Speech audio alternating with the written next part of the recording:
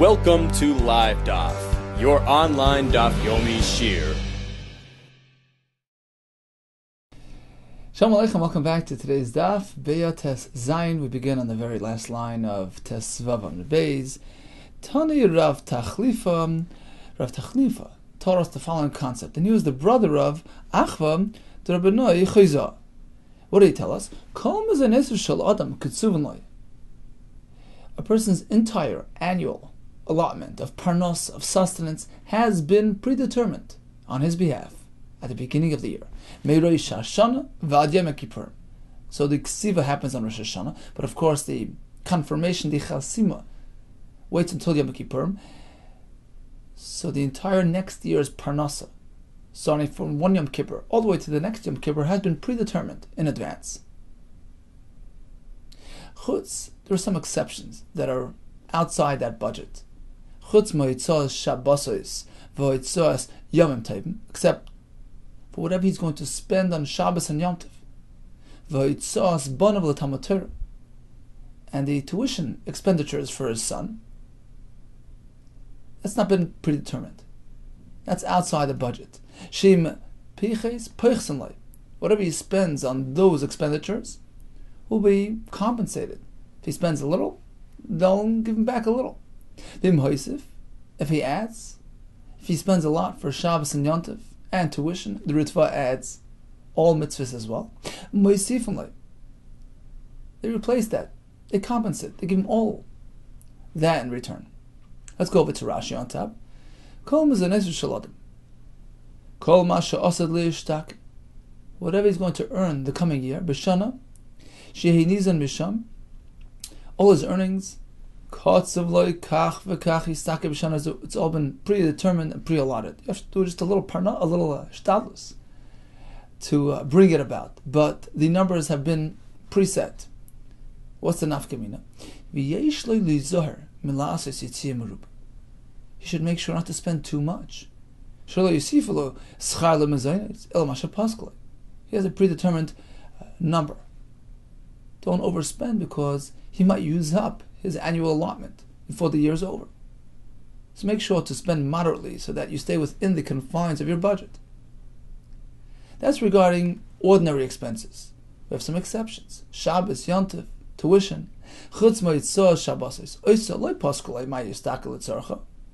That wasn't predetermined. Says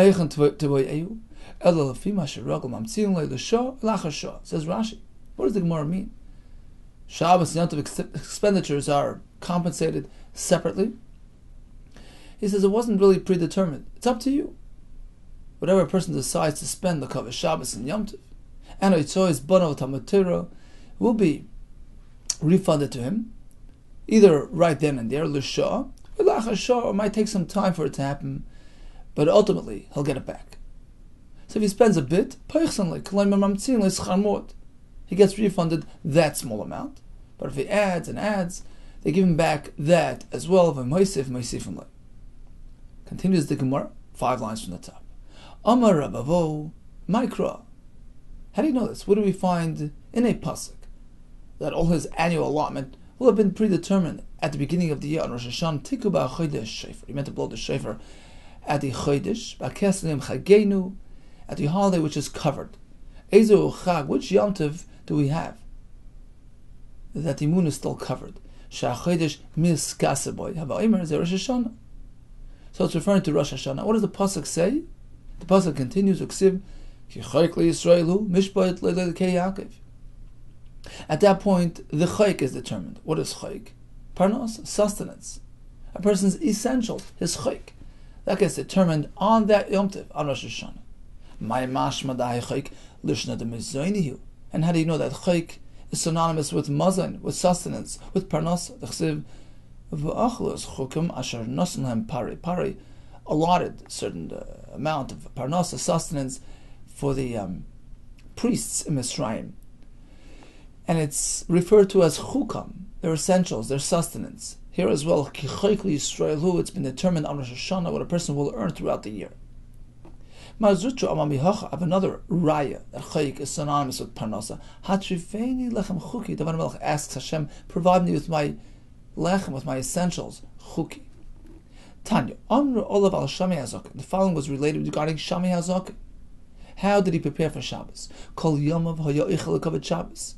All throughout the week, his very eating was L'Kavod Shabbos. How's that? Matzah Behemana. He would locate a nice, high-quality animal. Oymer Zul Shabbos. He would set it aside for Shabbos. Matzah Acheres No'o Heimana. Afterwards, he would find an animal better than the first. Maniachas Hashniya. So he set aside the new one. And consume the first one.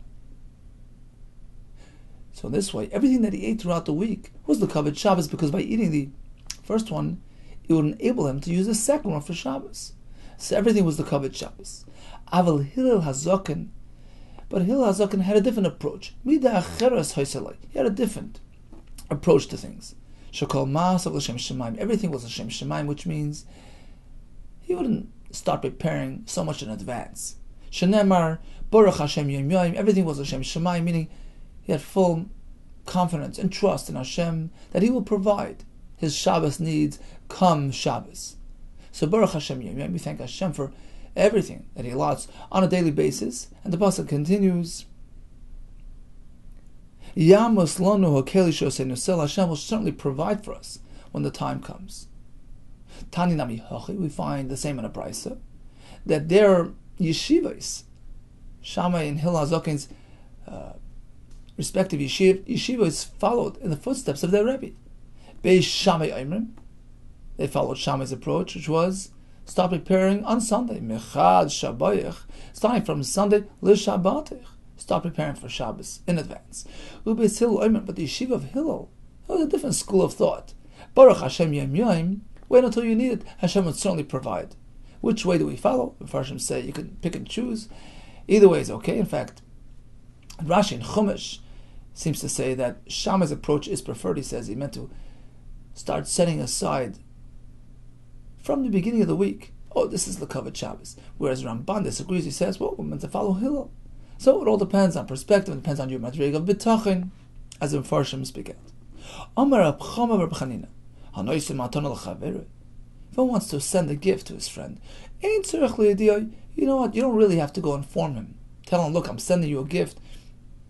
If you're concerned that he might be bewildered or surprised and confused, who's this coming from? Don't worry about it. In fact, perhaps it's better not to tell him so that he doesn't have that shame of confronting you and facing his donor. There's no need to tell him. Shenemar. Moshe Rabbeinu had no idea that his face began to shine, that Hashem endowed him with those rays of glory, the Karni Hoyt. Evidently, you don't have to inform your recipient. Let him figure it out on his own. Shenemar Lodas. Ki ani Hashem mikadishchem. Meisvei. But listen to this kasha, where it would seem you meant to inform your recipient. Lodas ki ani Hashem mikadishchem. This was when Hashem told Moshe Rabbeinu to inform Klal Yisrael of the tremendous gift of Shabbos Kodesh. Tell them, Ladas, ki ani Hashem mekadishchem, I'm giving them that kedusha. What does this mean? Amar le'akadosh baruch hu Moshe. Hashem tells Moshe, ma'atoneg toivo yesh li beis gnoza. You know, I have this great gift in my storehouses. V'Shabbos Shema, and its name is Shabbos. V'ani mevakish l'tna Yisrael. I wish to give it to Klal Yisrael. Leich v'yediyavisam. Go tell them what's coming. Mikan Omar Rabban Shimon Gamliel. Rabbi Shimon learns from here, Hanoisin pasla tinug. If one gives a slice of bread to a child, tzarech l'diel imay, he should go inform his mother.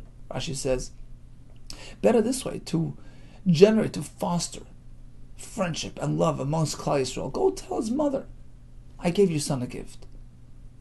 Evidently, you meant to inform the recipient, not just keep it a secret. The answer is like this, like kasha.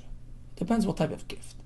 When it comes to a gift where nothing hidden about it, he'll find out what it is and who gave it to him. There's no need to tell him. Let him just figure it out. But when it's something which he isn't necessarily going to figure out, go tell him. So by the Karnei Hoid, you didn't have to tell him. He's going to figure it out sooner or later. It's something pretty plain and evident. As opposed to when you're giving a child something, make sure that he tells his mother. Yomar ba'ava v'chiba v'reis amongst Yisrael. Well, Shabbos nami matana David l'gluyei. So why did he have to tell them about Shabbos? It's certainly something they're going to find out when he tells them, when he gives it to them. Matan schora li'avida legluya. Ulal Shabbos itself is a pretty public thing, but the reward, the tremendous schar lying beneath it, is not something they would figure out on their own. So make them aware of it. L'das kan Hashem mekadishchem, that they know and they appreciate what I'm giving them. Amar Mar, we just learned mikan.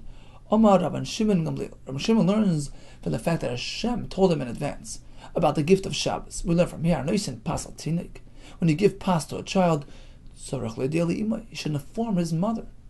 My avadle, how does he tell her? He's going to pick up the phone and tell her? Is there any proper way of telling her without directly going over to his mother? Says the Gemara, yeah, just hint it.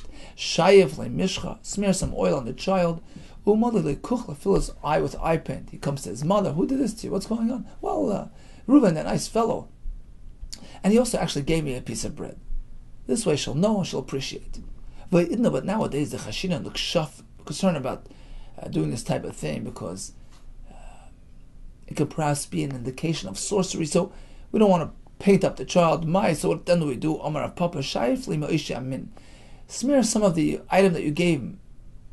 Take some of that chocolate and smear it on his face. And when he comes home, what's going on? Wow, what's the chocolate here?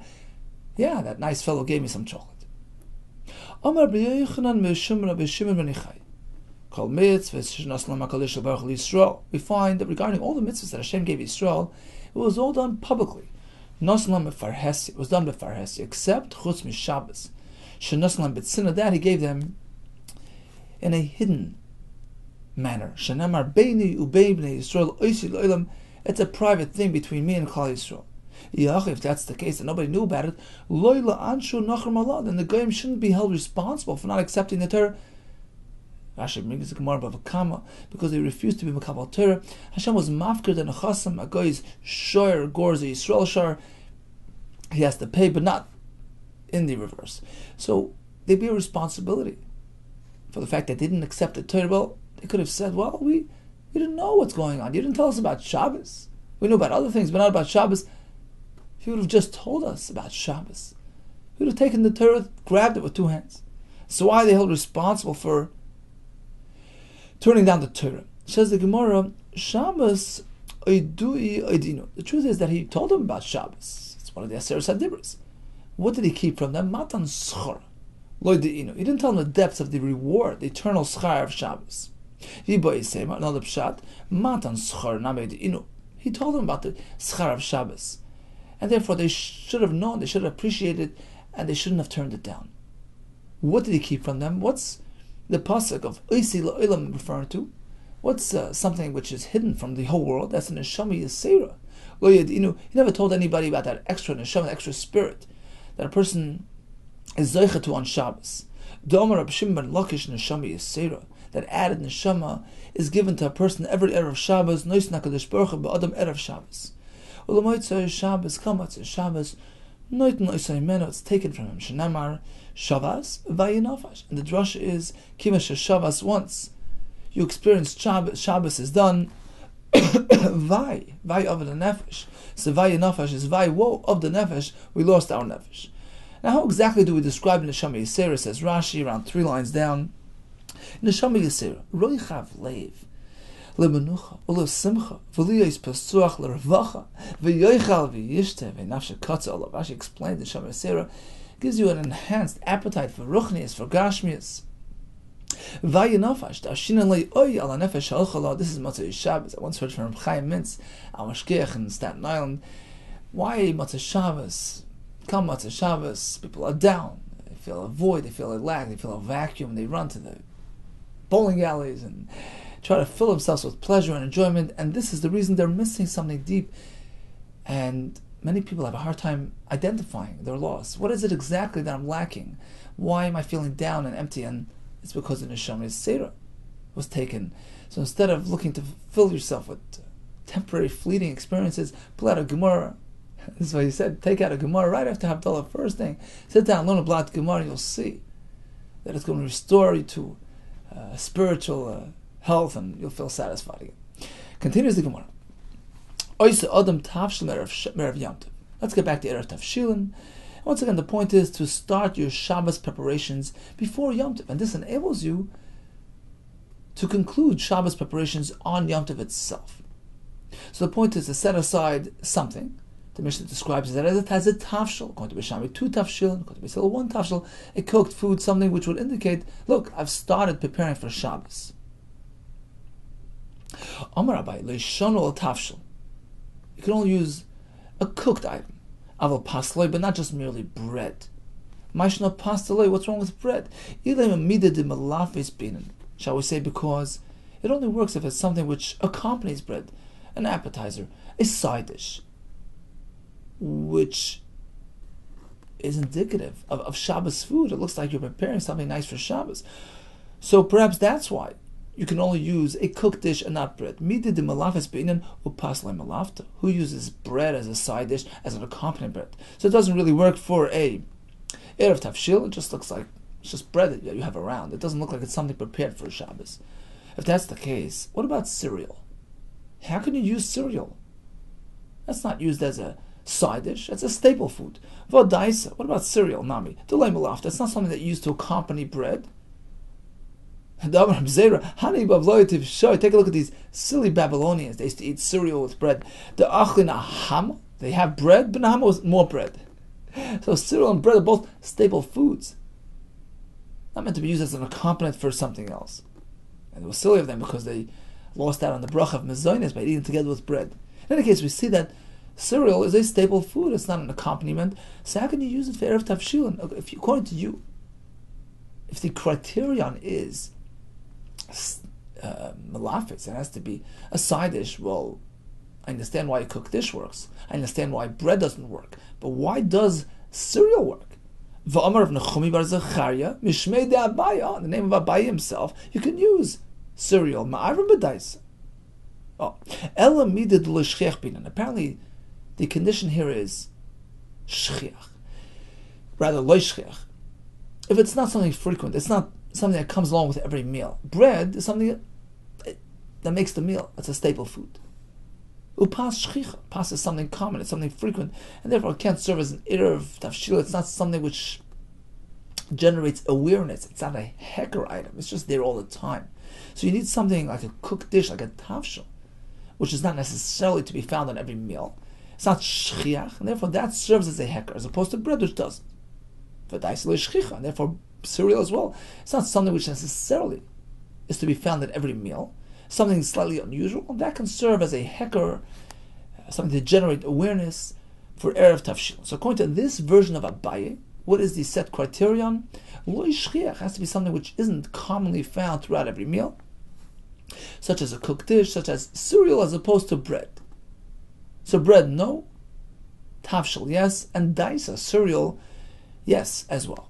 Ikeda Amri, the next version, doesn't hold of daisa for Erev Tavshil. Amar Abaye shono tavshil. You can only use a tavshil for Erev Tavshil. I have a pasloi, but not bread.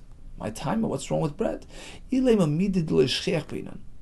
Shall we say because the criterion here is frequency, commonness, as the Gemara understood earlier.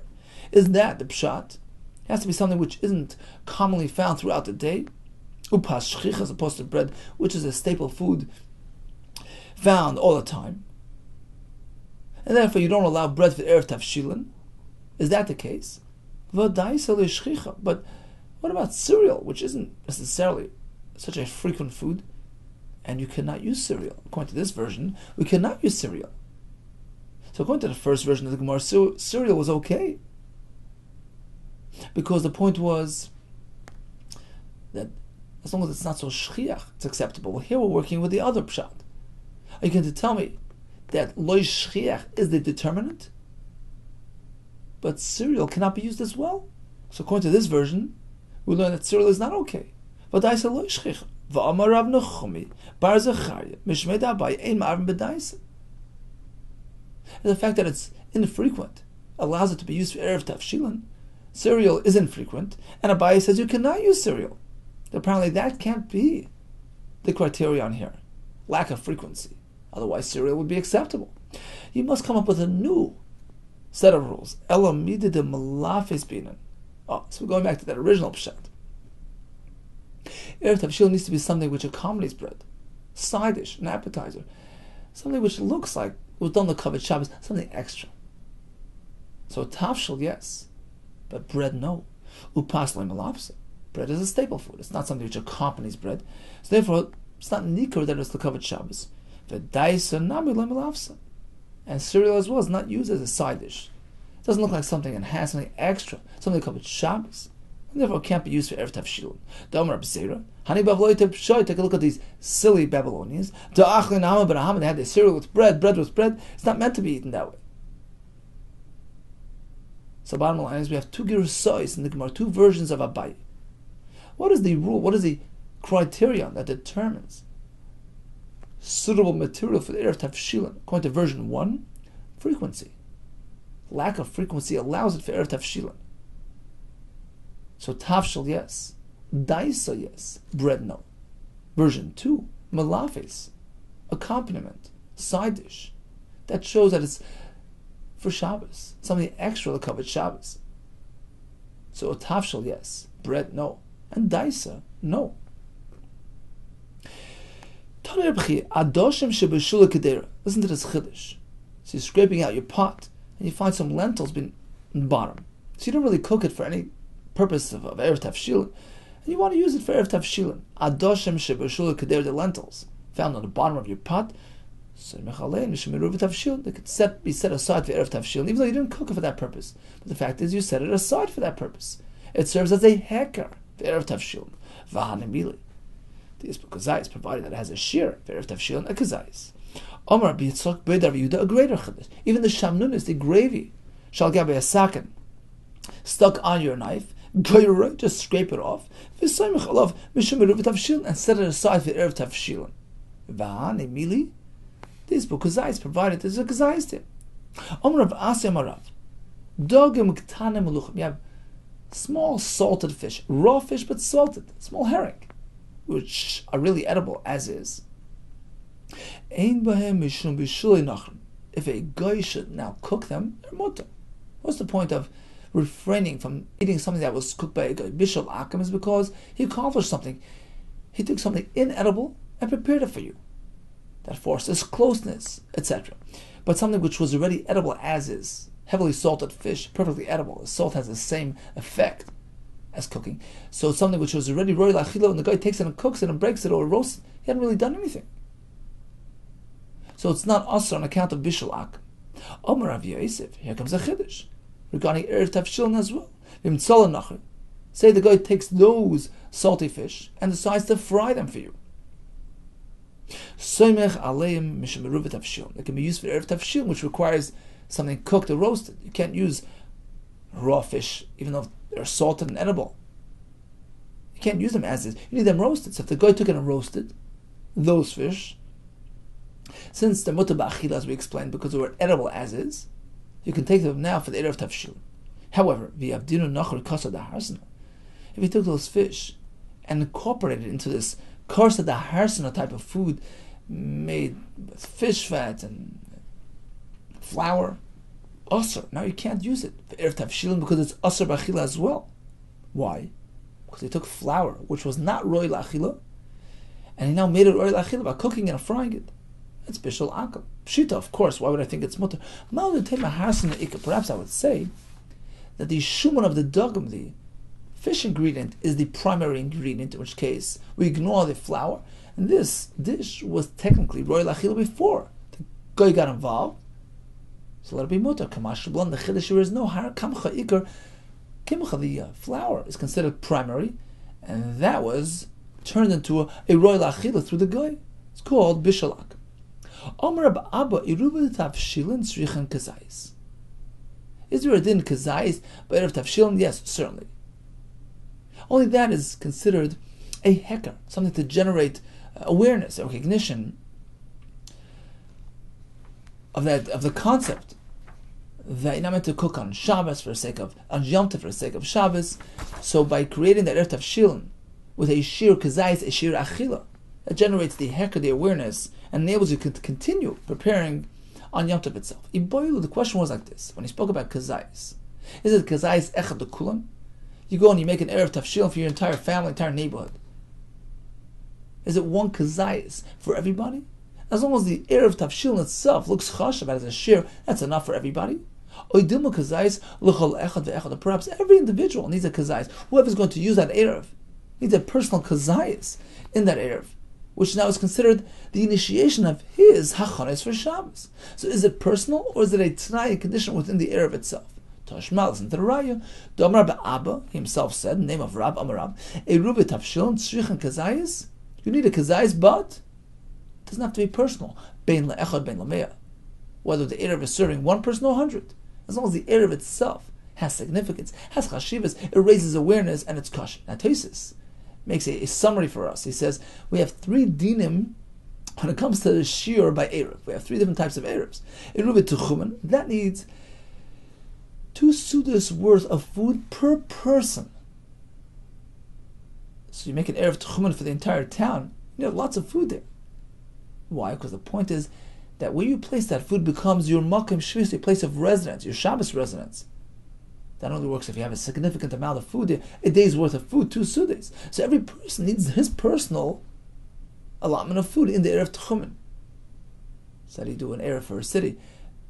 So the solution is they take peanut butter, or something that they use to accompany bread, and we have a kula there. The Gemara in Erevin says,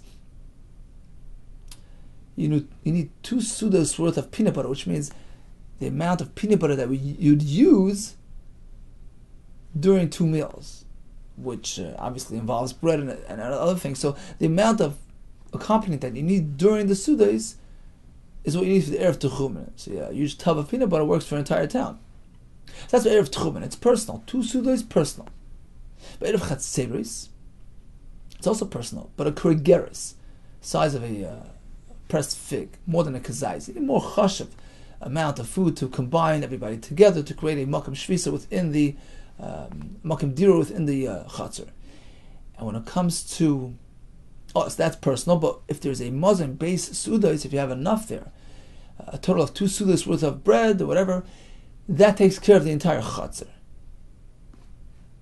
So interesting that all depends how much. If it's just a couple of people joining together, a kurigrer is per person. If you have enough there, 2 sudas, that can accommodate many people. When it comes to Erev Tafshil, we just concluded, all you need is a kazayis in the Erev, and that works for the entire town. So the point here is it's just to create a hecker. Look, everybody sees you started preparing for Shabbos, and everybody can relate to it. It doesn't have to be a personal kazayis per person. Continues the Gemara. Tanan, let's take a look at the Mishnah. Ochlei. So you put down the Erev Tafshilin, then he consumed it. Or it went missing. Can't use it on Yom Tov for cooking Lakavit Shabbos. However, Shir Mimenu Kolshu, if there's a drop left over, Semechel Shabbos, he can use it. My Kolshu. When it says Kolshu, should not assume Lav Afagav like a Kazais, even if it's less than a Kazais. As a Kashan Rabbi Abu says, you always need a Kazais. The Isbe Kazais would speak that it has a Kazais left over, and therefore it's still valid. Toshmal, listen to this Raya. Tavshil said, this cooked food for the Erev Tafshil can be prepared in any manner. Tzli, it can be roasted, afilu kavish, even pickled, even though it wasn't really cooked or roasted. Pickling has the same effect as cooking. It has a din of a tafshil with respect to Erev Tafshil, shalok, overcooked, or mavushal, plainly cooked. The coolest of Spanish mackerel, which didn't really need to be properly cooked. They would just pour some hot water over it. That's considered the finishing touch. That's how you process this fish. Shenasan olav chaman merav yantiv, on which you poured hot water before Yom Tov. So all these different variations of cooking and roasting are valid for Erev Tafshilin. Now, how much do you need? Tchilasei, when you establish the Erev Yom Tov, v'seifai. And likewise, later on, even if some of it went missing, whatever's left over, ain't no shear. There's no shear there. You can make it small, you can make it big, you can have a little left over, a lot left over. There's no shear. That's the Beitzah. Now the Gemara is interpreting the Beitzah as follows. When it says ain't no shear, my love, she would not assume in both directions. Ain't no shear klal. There's no minimum, there's no maximum. It's a kashan Rabbi Abba who requires a kazayis. Lawyer says the Gemara, not necessarily. Ain't no shear lamala. Perhaps when the Beitzah says it has no shear, it means there's no maximum. You can make this huge pot of potatoes. The covered Erev Tafshil, you're okay. What's the Hava Min or not? Perhaps it doesn't look like, like an Erev. It looks like just something I'm cooking for my meal. If it's too big, no, the chiddush is, as big as it is, it doesn't harm things. So there's no maximum. Yeah, so that's maximum. But it has a minimum, which is a kazais. You have to know what you're doing when you make an Erev. It has to be for the sake of Erev. Now, Pshita Das Mineach Be'inan. Certainly the one who establishes the Erev has to know what he's doing. Das Misha Nichle Be'inan. What about the person who's receiving, the recipient of that Erev? Meaning, if you're doing it for 100 people, do they have to know about it? When you're putting it down on Erev Yom Tov? Or Be'inan, perhaps they don't have to find that now, as long as they know during Yom Tov. That's okay. They can relate to the Heker, that's fine. Tashma, listen to this raya. Davor de Shmuel. Shmuel's father was the Rav and Arda. Ma'arev, he would make his own Erev Tavshilin, not only for himself, he took care of his Kehillah as well. Ma'arev Akula and Arda, he had in mind everybody in his town. Rabbi Amir Rabbi Asi, Ma'arev Akula Tveria. They had their community in mind. Their Erev was established for the entire city of Tveria. So even though the fellow finds out on Yom Tov, that's okay. Machriz Rabbi Yaakov Baridi. Rabbi Yaakov made the following announcement. You know, whoever forgot to make an Erev, no problem. Come rely on mine. I had you in mind as well. Va'ad kama. Until how far does this work? How far out of the city? Who's included in this Erev? Amar of Nechumi bar Zachari Mishmei Abaye ad Chum Shabbos. Until Chum Shabbos, it's still considered part of the city, and he can go ahead and connect to the Rav's Erev. Hahu Samya. There was this blind man, Dava Masader Masnisa. He would present Mishnayos. He was well versed in Mishnayos Balpeh. He was a blind man, but he knew Mishnayos well. He was the one who set up the Mishnayos Kamei de Mar Shmuel in front of Mar Shmuel. Okay, so that was his job. One year, Chazi Dava Otziv. Shmuel noticed that this fellow was a bit dejected. It was on Yom Tov. Amalei Amayat Sivas. It's Yom Tov today. You have to be happy. What's wrong? Amalei, he says, you know why? I forgot to make an Erev. Amalei, so Shmuel says, don't worry. Shmecha Didi. I had you in mind. Use my Erev. I had in mind anybody that needs the Erev. L'shana Chazi. The next year, Chazi once again, he noticed Dava Otziv. He's sad again. Amalei, he turns to him, Amayat Sivas. Why are you sad again? Amalei, so this fellow responds, so you see Erev Tavshil, once again I forgot to make an Erev. Amalei Shmuel says to him, this time no, too late. Paisheat, you're negligent. You can't relate to my Erev. I didn't have you in mind. L'kuli alma shari, everybody can use my Erev. L'dach asa, you can't. You're a habitual forgetter. You're negating you're neglecting the takanas chazal Erev Tavshilin. This is not what I had in mind. Make sure next time you remember. I don't want to enable this type of behavior. Tanarabon. Yom Tov Shechali is better for Shabbos. So Yom Tov falls out on a Friday. And he knows that tomorrow Shabbos has a Kiddush. He wants to leave the Tchum. And we know that Erev Tchumen is activated during Ben HaShmashos preceding the Shabbos. Now it's Friday. It's Yom Tov. Can I prepare an Erev Tchumen for tomorrow? Or I want to carry in the courtyard where many residents are residing. I didn't make an Erev Chatzeris yet. Can I do it on Yom Tov for a Shabbos for tomorrow? So generally, we don't prepare on Yom Tov for Shabbos. Ein ma'arvan lo yeruv techumen, lo yeruv chatzeros. You can't make any of these eruven on Yom Tov for Shabbos. Rabbi Omer, I take exception. Ma'arvan yeruv chatzeros. I understand. I'm sorry. Ma'arvan chatzeros, eruv chatzeros. You can make on Yom Tov for Shabbos. Avalo yeruv techumen, but I understand that eruv techumen you cannot. What's the difference? Because think about it. Erev Techumen is something which has chashivas even on Yom Tov, because you cannot leave your Techum on Yom Tov. So when you make the Erev on Yom Tov for Shabbos, what does it look like? It looks like you're really doing something. You're accomplishing something. You're misakim that you can't do. Whereas by Erev Chatzeros, it has no meaning on Yom Tov. You can carry on Yom Tov. So when you establish the Erev Chatzeros today on Yom Tov, it doesn't appear like you're doing anything. It's useless for today.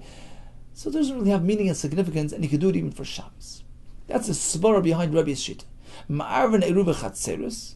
So chatzeros, yes. Avalo eruv techumen, but techumen no. Why? And he explains himself. Because you can disallow him to do something which is usher today. Tchumen you can't do today. You can't leave the tchum on Yom Tov. So when you establish tchumen for Shabbos, you're doing something. It's nikar. It looks like you're being masakin. However, you can't disallow him to do something which is really mutter today, meaning has no meaning on Yom Tov. So therefore, do it even for the sake of Shabbos. Itmar. How do we paskin? Rav Amar Kama, that whether it's tchumen or chatzeres, you cannot do it on Yom Tov. Shmuel Amar Rebbe, he follows shitas Rebbe. The question was, what did Shmuel mean? Halacha Rebbe lekula. Did he mean lekula that chatzeres is allowed? Or lechumra? Did he mean that Rebbe is not allowing you to do tchumen or chatzeres? Which version? What was the girsa that he had? Pshita, of course, lekula kamar. Of course, he meant lekula. We just learned that Rebbe is mekel. He says iru chatzeres, which carries no meaning on Yom Tov, can be done on Yom Tov for Shabbos. So what was the shaila here? The answer is because there was another version. Mishim the Shah, Rabbi Yehuda sent out a message to Gullus, to Bavel, the proper version is not the way you learn in Bavel, which is Rebbe Mater, to make Erev Chatzeres on Yom Tov, v'chacham oisrin. That's not the correct way. Elo, the other way around. The Rebbe Oiser, Rebbe is the one who doesn't differentiate between this Erev and that. You cannot do either one. V'chacham matir. The Chacham Tanakama are the ones who will matir the Erev Chatzeres. So since there was an uncertainty as to the exact version of the machlekes, that's why we have a shaila. What is the correct version? Is Rebbe Mater or Rebbe Oiser? Mai. So what's the correct version? Tashma, listen to this raya. There's a story. The Rav Tachlifa bar Avdimi Avad Uvda, he paskened the shaila. That was his first psak halacha. Kavasei de Shmuel. So when he became a Rav, or whatever, they asked him a shaila, and he paskened. He followed Shmuel's shita with respect to Erev Chatzeres. Shmuel said we follow Rebbe, and Rav Tachlifa followed in suit. He followed Shmuel's opinion to pasken like Rebbe. Okay, that was the story. Now, V'omar Rav wasn't so happy about that, because Rav disagreed with Shmuel. Right? Rav was the one who said we follow Tanakama. Shmuel was the one who said we follow Rebbe. When Rav heard that Rav Tachlifa bar Avdimi followed Shmuel, who pasken like Rebbe, Rav was unhappy. V'omar Rav says, Tchilas Hira, the first ruling, the first halachic ruling, the Haitzum Rabban of this Talmud Chacham L'Kilkula, was to detriment, was L'Kilkula, he ruined things. It was off.